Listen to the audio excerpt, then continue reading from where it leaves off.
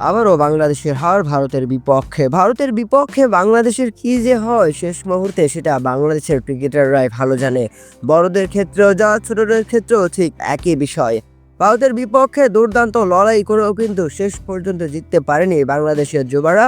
যেখানে under-19 world কাপের ম্যাচে বাংলাদেশকে শুরুর দিকে কিন্তু ভারত কোনো রকম চ্যালেঞ্জ দেখাতে পারেনি। ভারত এদিন কিন্তু 48 ওভার 4 বলের মধ্যেই মাত্র 238 রানে অল আউট হয়ে যায়।